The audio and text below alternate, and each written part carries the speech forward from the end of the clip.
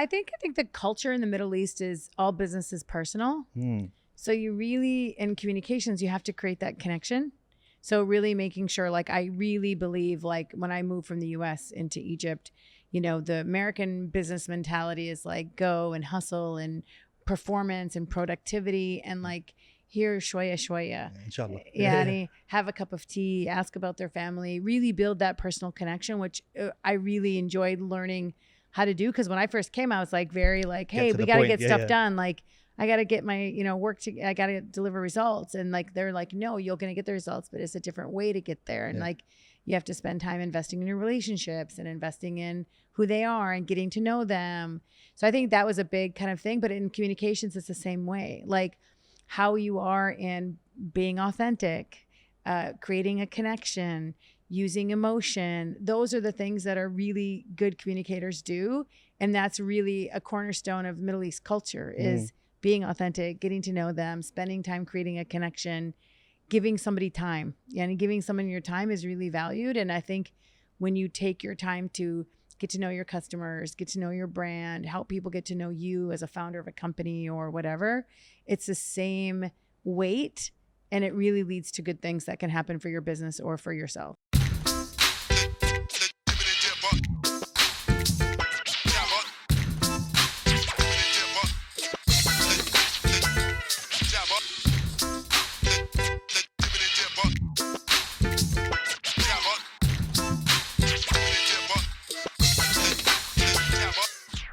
Welcome to another episode of Jibber with Jibber. I did not like that pause at all, Maha.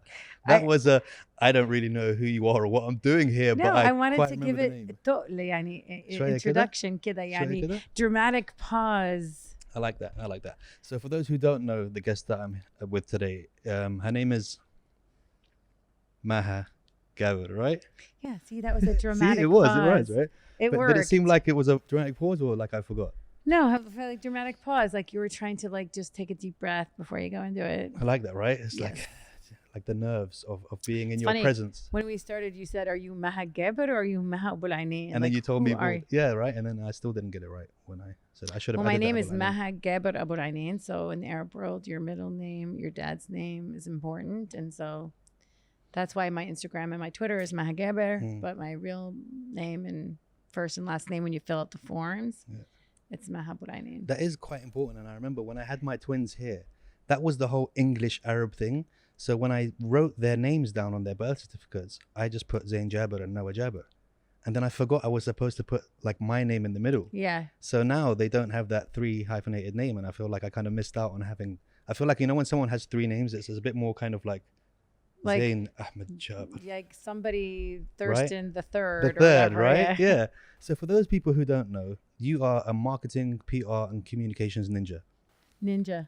It would have been great if it just panned there and you were in a full ninja suit, just ready to go with some ninja stars. Yeah, I do communications for a living. Yeah. Yeah. And how did you get into that? I mean, obviously, one thing I want to talk about is something that I feel like a lot of us, and when I say us, I mean Arab heritage, but born or raised in another country. Did you ever have that kind of, not issues, but the realization of, oh, the way my parents think the world is and the way this world I live in now is 2 completely different places? Yeah, so I was born and raised in Minnesota. I'm 100% Egyptian. Both of my parents they both passed away, but they're both Egyptian. And I lived in middle America, you know, a small town, college town. Inside the 4 walls of our house was Egypt.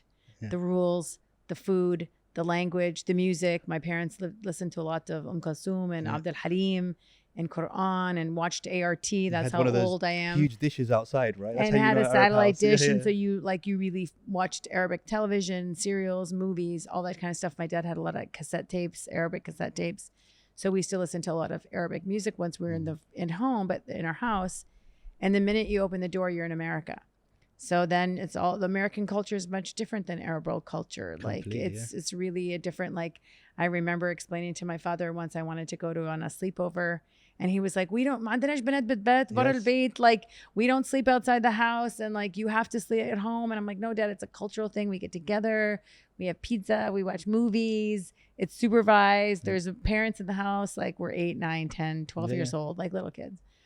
But just understanding like what are some of the rituals of American culture that you do that you don't really do in the Arab world. And so we taught them. I have an older sister. I like that. We taught them. We taught our parents like what to do. My sister was very conservative, and so she didn't like push boundaries with my parents, but like all their gray hairs came from me. So like I really was, you know, like, hey, I want to go do this and I want to do that. And I really kind of wanted to experience all of American culture when I grew up there, and we did. And I moved back to the Middle East in 97, living in Egypt for 15 years and Dubai in 8. And then I moved back to the States during the pandemic. Wow.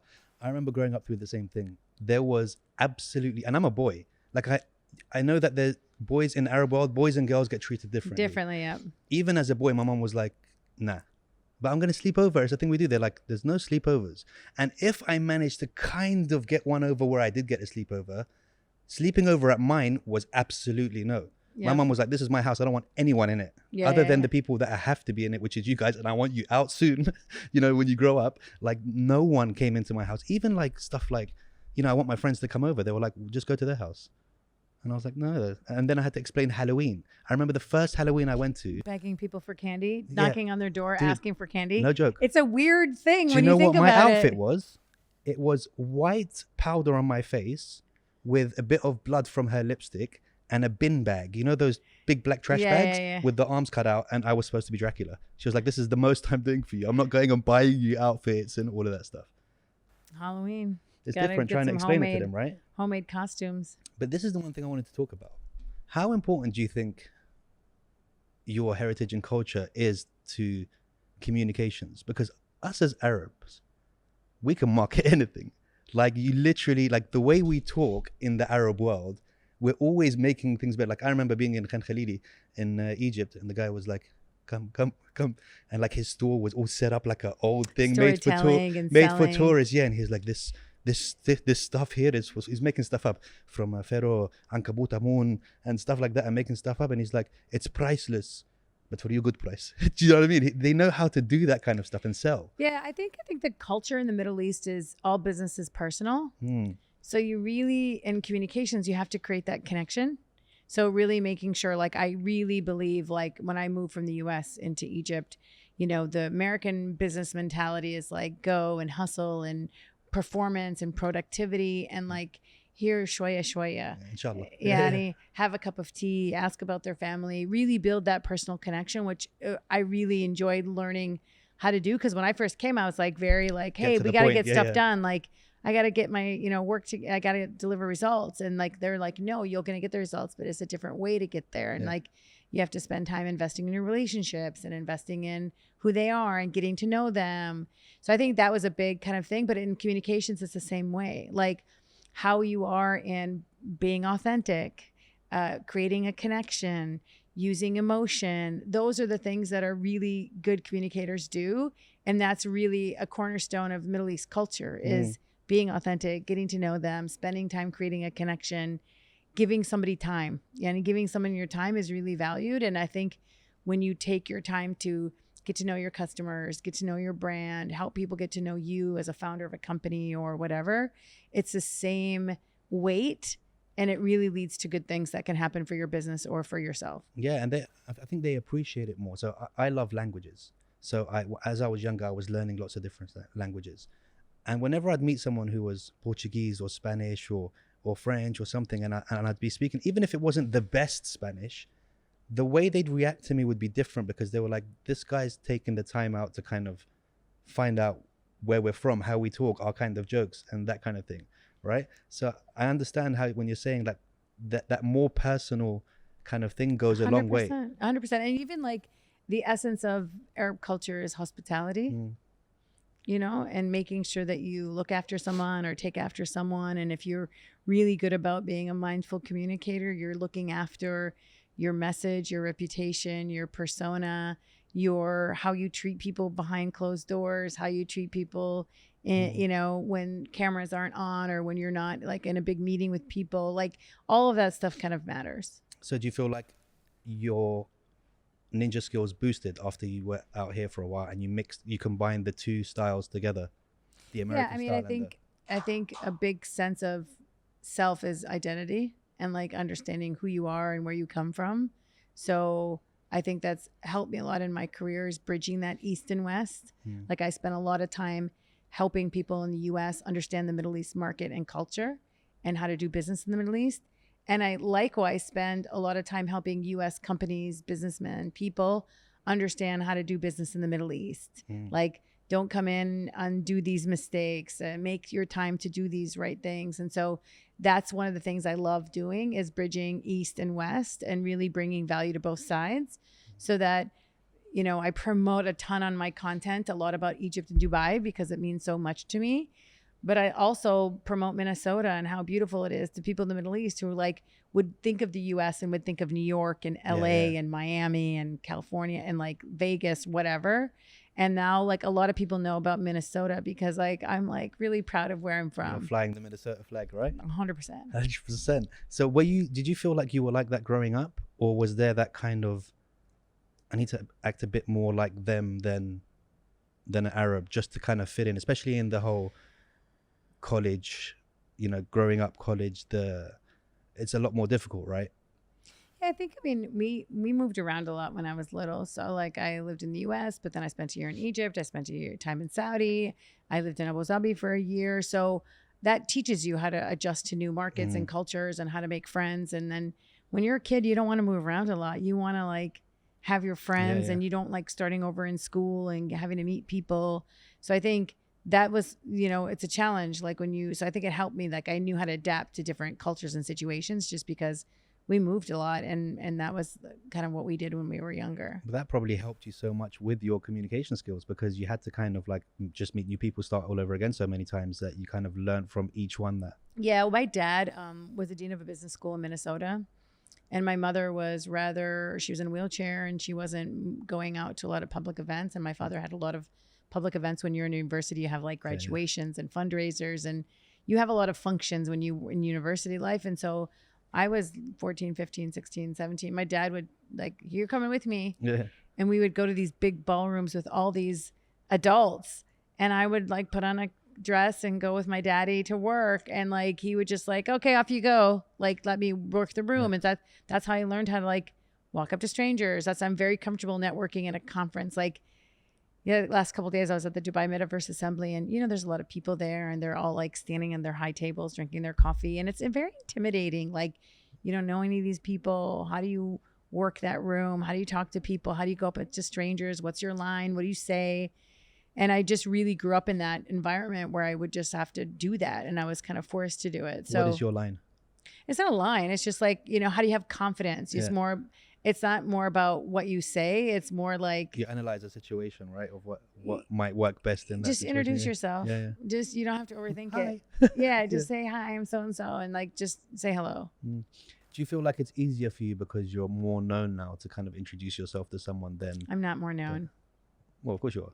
No, I'm not more known. I think what I use my communication skills to like, I'm not afraid to talk to people. I'm afraid to walk up to strangers. I'm really like, what's the worst can happen? Like they don't want to talk to me and they're going to say bugger off or whatever. Like but they're not even going to say that. They'll say it a lot nicer than that. And you'll be like, all right, cool. No, but like, it's just like, the times have changed too. I think ever since COVID, people are just more forgiving and nice, and people crave connection and people want to get to know people. So I think it's easier to do it now than it was ever before. Yeah. Let's talk personal branding, because that's something that you're really at the top of right now, and kind of really pushing, and even through your social medias, you're really helping a lot of people out with that.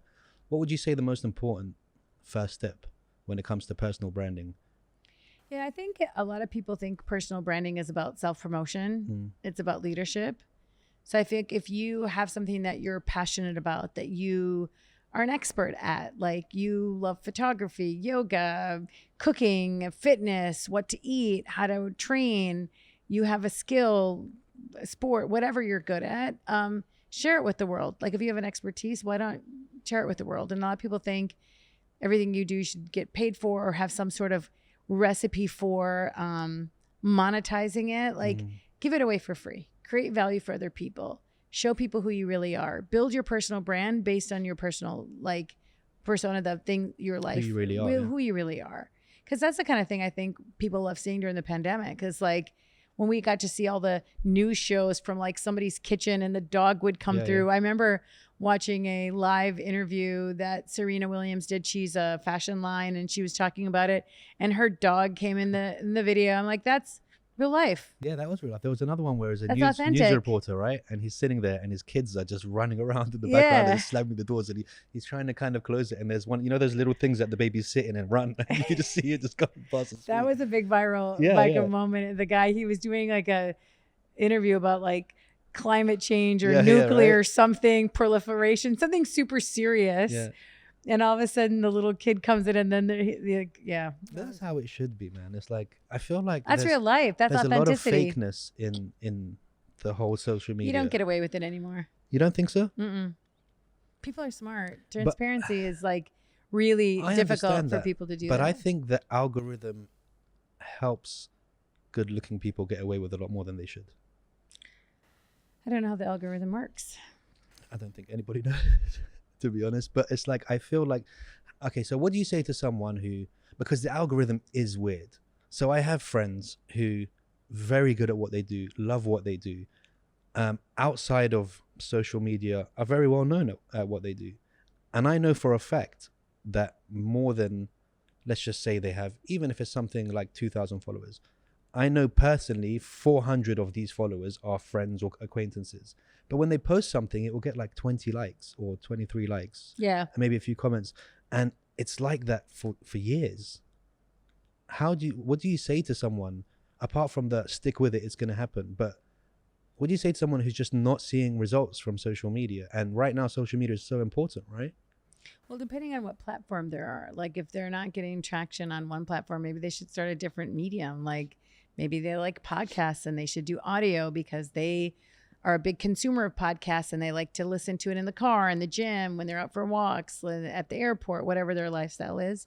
So the platform is really important, is maybe picking something that if you don't like being on camera, then you probably want to be on Instagram. Maybe you like tweeting, maybe you write blogging. So find something you're passionate about doing. But I think for the person who's on social media and not getting the traction and not getting the views and not getting the audience that they're trying to build, they need to go find a community somewhere else, because if they're consistently doing it and they're being frustrated, just leave it for a while and come back to it. But isn't it weird though that someone who isn't posting anything of any meaning, well, I say that, I can't judge, but to me, somebody who their whole profile is just them on the beach. But a lot of people like that. Yeah, but why are they getting more? Because there's nothing different than someone I know who's really helping people. It's very strange. Don't you think that's a strange thing, that like the algorithm is built to not help these people? I don't know. It's very much conspiracy. Let's talk about it later.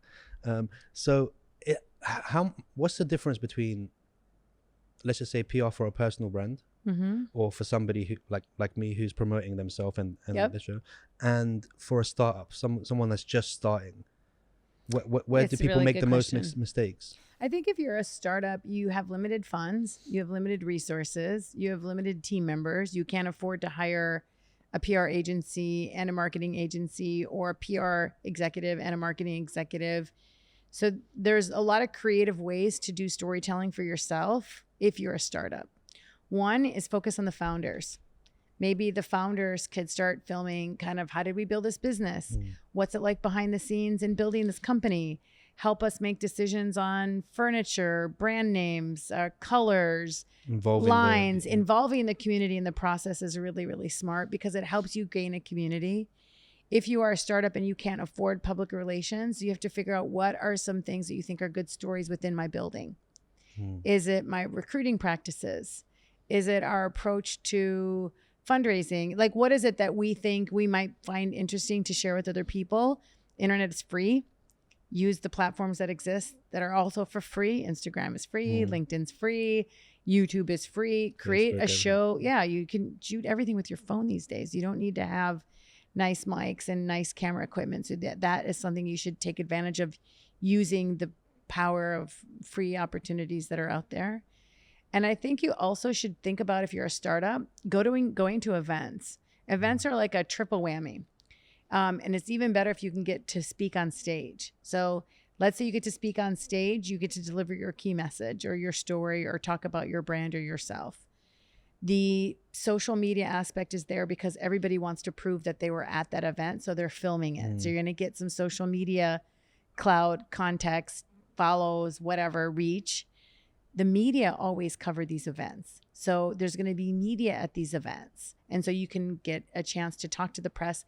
All have been invited by the event organizers, but you might be able to benefit by going to talk to all of them about why you're at the event as an attendee or a speaker. So if you are a startup and you have limited resources, try to get into an event. And you're like, well, how do I get on stage? Like, I've never done that before. How do I become a speaker at an event? Go to the company's website of the event.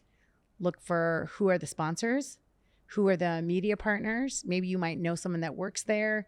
Maybe you can contact them and ask them how to get in touch with the organizer. So you just got to be resourceful. And for brands, let's just say people who aren't startups, how do they navigate through who actually is a good PR agency and who is a PR? Because you get a lot of these PR agencies that charge people and don't do anything for them really. Yeah. So by the way, so many people that come to me are like, oh, my last agency didn't do anything for me. Like, or we had such a bad experience. Can you fix it? Or we had such a bad experience. Can you clean it up? And they do charge a lot of money and they don't deliver and it hurts the industry. And they usually blame the people. Oh, you weren't doing something right. That's why it didn't work. Yeah. And that's the client. They blame the client. Is that what you mean? Yeah. Yeah. That's not good. But it's just like any other experience, like even for an interview, like I'm like, oh, I'm not going out of their podcast because last time I did an interview, that guy was just really difficult and mean to me and put me on the spot and I couldn't answer. Oh, I'm not doing any more interviews. Well, you can't do that because you shouldn't treat that reporter like the other reporter before them because you don't know what was their assignment, what were they told to capture, what was their agenda. Like you don't know what their style is. Are they investigative reporter or like, you know, really trying to just build a story based on something you asked them to write about. So the answer to the question is you just have to vet them really well, get recommendations, look at what kind of work that they've done before in the past, find out if you know any of their previous clients, see if you can talk to them and ask them directly, what's a recipe for a good client? What are some work that you're really proud of? What are some things that you guys have done before that didn't go so well and why didn't it go so well? If we were to hire you to run our communications or help us with our PR, what are some things we can expect? And then also like do your own research.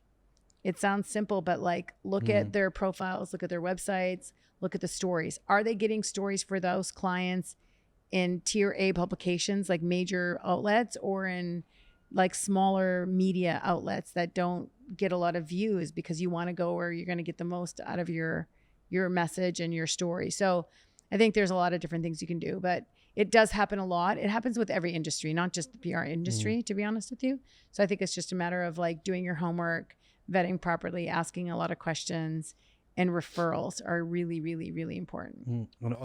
In your situation, how on the flip side do you choose your clients? I don't really choose my clients. Like I try to take projects that I really feel passionate about. That's what I mean. I don't mean like I will work for you now and I will make you better. But I mean like, do you get some people and then you're like, nah, we're not a good fit? Well, it depends. It has to be something that I'm passionate about and I care about, because I don't work for the payment. I work for the satisfaction of I can move the dial, or this is a new industry where I feel like I can really contribute, or my past experience will lend it well for this opportunity. So I think there's multiple things I look at, like who's the client. I do a lot of business with people I personally know.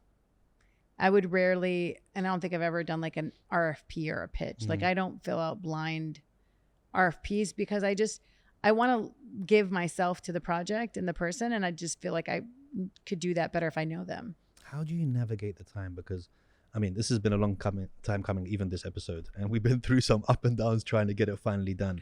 You have a busy schedule, dude. Well, no, I'm on the ground for a week. I came in Thursday night. I'm here Friday to Friday. So it's not like this in America? No. Where you're just back to back to back. No. But so I'm only here for a limited time. So I have to maximize my day. And I'm tired. I'll be honest with you. Like I woke up at 5:30 this morning. I worked out. I went to the hairdresser, came to my hotel because I have to save time. I don't have time to go to the hairdresser and wait for them to open at 10. And then I've done like, I've done like 6 meetings before I met you. Today. I did Smashy TV. I did another podcast, a crypto podcast. Let's not promote other podcasts on the show. No, but I'm just saying, like, I've done a couple, and then I did a couple meetings, and like, I just try to maximize my time when I'm here. And it's hectic because you have to make sure that the other people are free when you're free. And then I want to see my friends. Like, I lived here for 8 years. I got a ton of friends. You get to do a podcast and see your friend at the same time. And at the same time. I'm so excited we did this. Right? What do you mean did this? We're not finished. We're nowhere near finished. No, getting here. Okay. How did you position yourself to be doing what you're doing with Gary Vee now? And it's a funny story, actually. A lot of people ask me, like, how'd you meet Gary Vee? And so for those of you listening, I do the personal PR for Gary Vaynerchuk, aka Gary Vee. In December, it'll be 6 years. Like, it's just crazy. I was home in Minnesota for the summer. I was at the bookstore. My friend who lives in Dubai happened to be texting me the minute I was in the bookstore. She's like, what are you doing? And I'm like, oh, I'm at the bookstore. I need a book. What should I read? What should I buy? I need to get something for a summer read. You know, a summer read is usually like a chick lit, like a book about like romance, novel, whatever. I ended up buying, she told me to buy Gary's book called Crush It. Yeah. It's a very thin, small book about how to build your personal brand. And if you have expertise in something, you should share it with the world and how to create value. And after I read the book, I was like, wait, I'm a personal brand. Like, I have worked for Google. I've worked for Weber Shandwick. I've done for Netflix. I've done all these cool things. Like, I should start to scale what I've learned by working with all these big companies. I've worked with a couple of heads of state. Like, how can I teach people how to communicate better based on what I learned? And so that's when I created Digital and Savvy. I was like, I'm going to have a podcast because I like audio, because I don't really like to do video because it's so much work. And so I just do podcasts because it's like no friction. It's easy. Just get a microphone, record, upload. I'll create a podcast. I'll start to help people communicate better. And that's when I started. And I started following Gary. And, you know, Gary puts out a lot of videos. And it was like a couple months later after following him, he posted a video with this woman named Cy Wakeman, who's like a drama researcher. She studies drama in the workplace and drama and culture in the workplace. And a couple months later, I went to Egypt. And they were organizing Rise Up Summit, which is a conference, a tech conference in Egypt. And they're like, we need someone who talk about culture. Do you know anybody? And I'm like, well, actually, I know somebody. I'm like, I don't know her, but like, I follow her. So like, I feel like I could pitch her because I pitch to media. I can just send her a message and see if she wants to come and convince her that I'm not a stalker and send her a professional email. And I'll connect her to you guys. Like, I had nothing to gain from it except for I really wanted her to come to Egypt because I thought she would be good for the event and it'd be a great experience for her because Egypt organizes like really amazing trips and all that kind of stuff. Long story short, she came, she spent a week in Egypt and her videographer worked for Gary. Wow. And so I'm like, I got to meet Gary. I got to meet him. And he's like, okay, well, I don't do that. Like, I'm on this side of the business. You should go talk to his business development director. So I sent him an email. He connected us. And I said, hey, I want to meet Gary next time I come to New York. He's like, okay, well, next time you come to New York, let me know. And I happened to be going to New York like 2 weeks later because my sister was getting conveniently. Yeah. No, I actually was because my sister was getting remarried. And so I was like, I want to go. I stop in New York just for one day on my way to Minnesota. So very long story short, we arranged a meeting. I met Gary and then he was like, okay, great. Let's just get to know each other, build a relationship. He's very much about osmosis and like feeling a person and spending time with you to get to know you. So then we did like a bunch of calls. This was before Zoom days. So like it was actual phone calls where we would like dial in and conference call. And so I spent a lot of time just talking to him, meeting his team, getting to know him in the business. And then I was like, you know, you should come to Dubai. And he's like, I've never been to Dubai. And I'm like, no, you need to come. Because I really wanted him to open VaynerMedia, his ad agency in the Middle East. And he's like, well, I can't really come to the Middle East and do business there if I've never been. So I should come. And I'm like, well, come. So he's like, I'd love to come and speak at an event. And so he came to the Sharjah Entrepreneurship Festival and spoke. And after that trip, after we've been talking this trip was in November. And we met in December the year prior. So we spent like 11 months.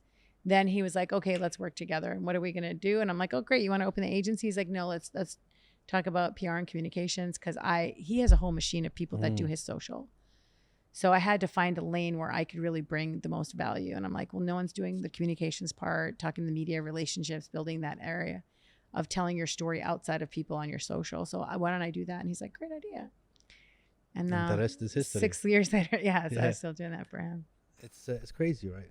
And I really appreciate what he does. There's a lot of people that kind of, especially in the beginning, didn't like Gary Vee. Well, if you don't know him, like if you see him on social media, and he admits this too, like he calls it like honey and vinegar. Like if you see him on social, he's very like loud and in your face and, you know, high energy. But in person, he's like a very personable, sociable, kind. But I think you just have to, I think the people who stayed watching him then started to appreciate him and realize that he really is doing this just for the sake of doing it. Do you know what I mean? As in, it's coming from a place of love. It's not like, he's not getting paid to. That's what I mean. It's not like calculated and stuff like that. So I think the people in the beginning were like, oh, here's another one. Like, do you know what I mean? Another one of these. He doesn't sell anything.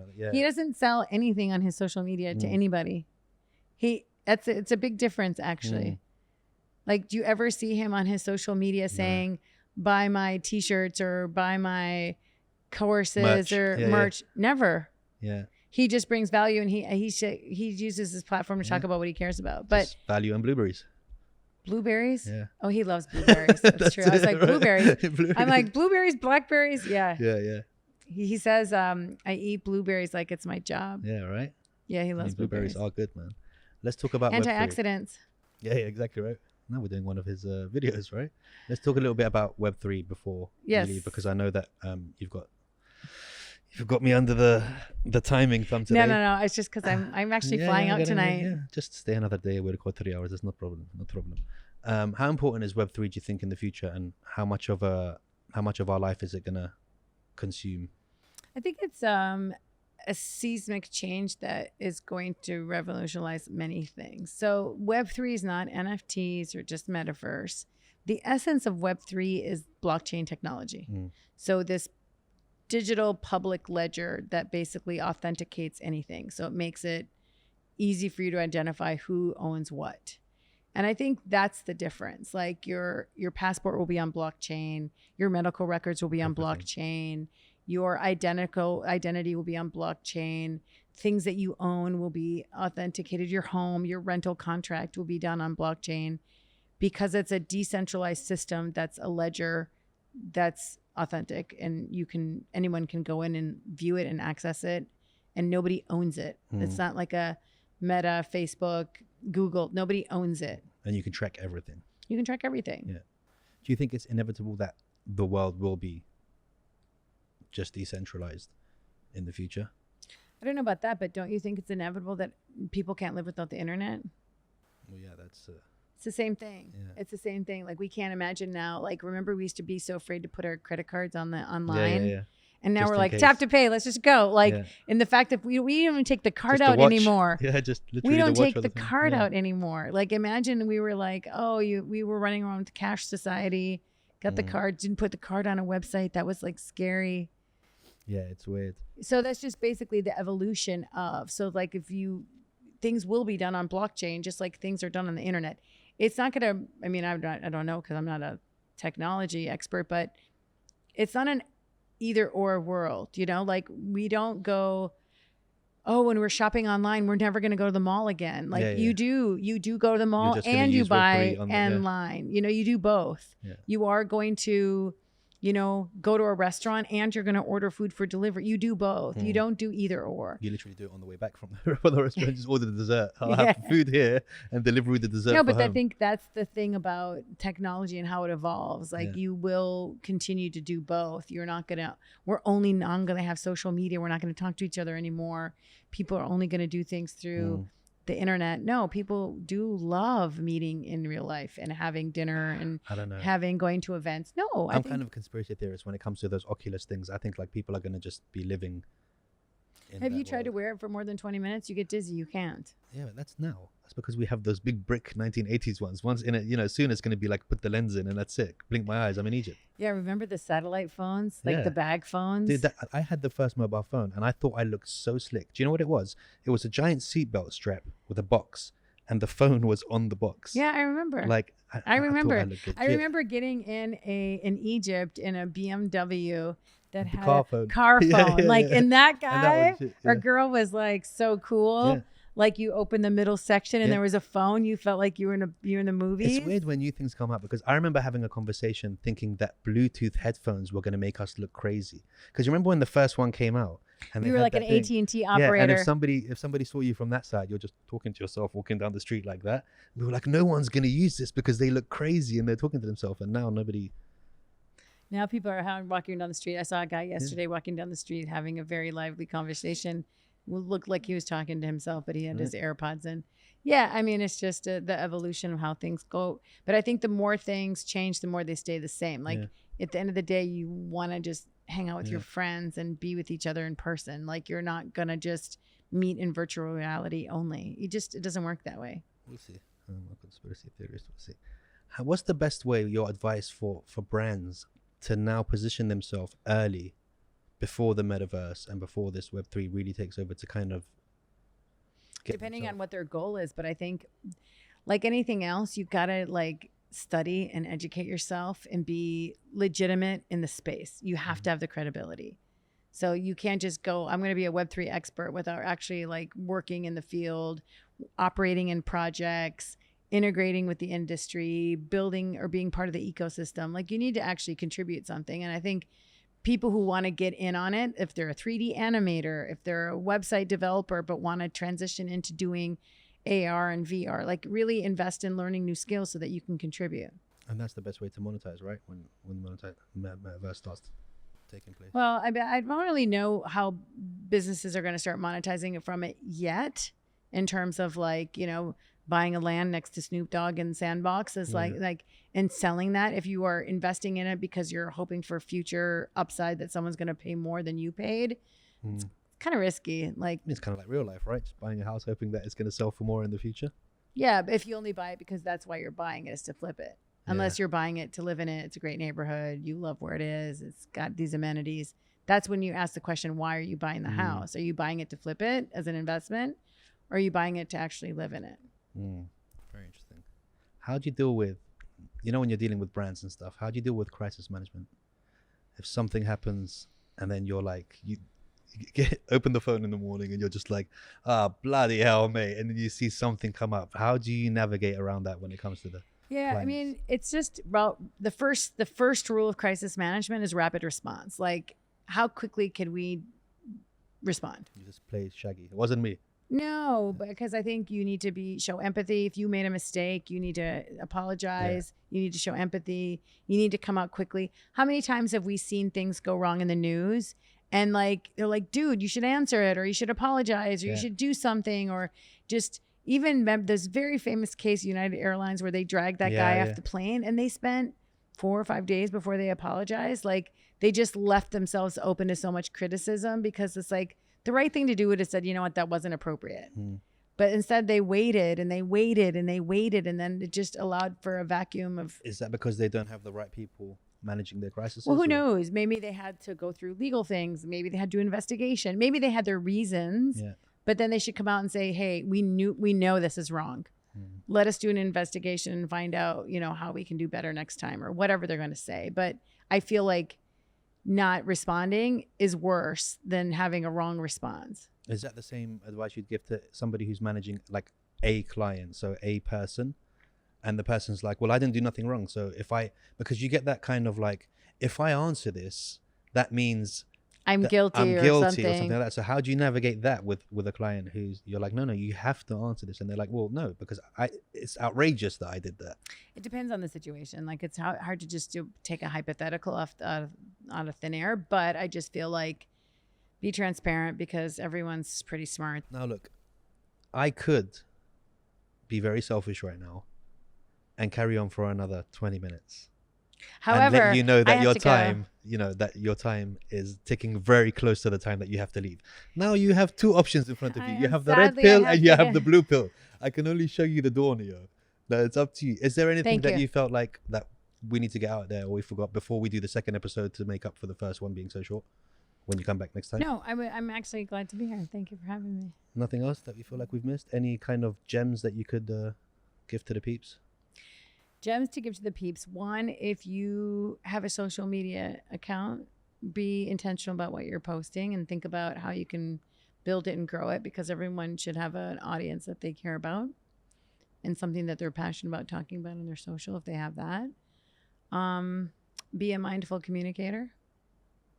Think about what you say, how you say it, how you want to come across. And that's it. And finally, I'm just going to keep this going as long as I can. Thank you so much for having me. I got to go now. One more. What is your advice to people who feel like quitting because they're branding and they're not getting? Don't do it. If you don't like what you're doing, don't do it. There's no but I mean, pressure. I mean artists and people who are really passionate about what they do, but they're just not seeing any growth, and they get that whole, is it worth it or not? They have to do what makes sense to them. We'll end that very vague. No, don't follow trends. Don't do something you're not comfortable doing. Don't have a social media account because everyone has a social media account. If you don't feel comfortable doing it, find what works for you. Yeah. Like maybe you like to do meetups, in-person events. Maybe you like to just write. Maybe you have to do what you feel comfortable doing. Do you think that a lot of people are relying only on social media and forgetting that broader world around them that they could be doing stuff? No, because I think social media is not the only medium to communicate in this world. Maha, it's been an absolute pleasure to have you for 15 minutes. You can live 15 minutes. You can listen to podcasts. Next time we'll have to get you on again, because there's so much more that I want to pick your brain on, and I feel like I'm doing people a service, because usually they would have to pay so much for your knowledge, and I'm trying to give it to them for free. You can get it for free on my podcast and by following me, because I really do that. Promoting other podcasts. My podcast. Right, you could do yours. Savvy Talk. Savvy Talks. Do you have guests on there? I do. I'm just saying, next time you might want to put me on as a guest. You know? Okay, let's just Will can spend the next 30 minutes doing a private episode. Oh my God, it's really late. Yeah, I know. Guys, thanks for watching. I've been AJ. She's been Maha, and we'll see you for episode 2 in October. Boom.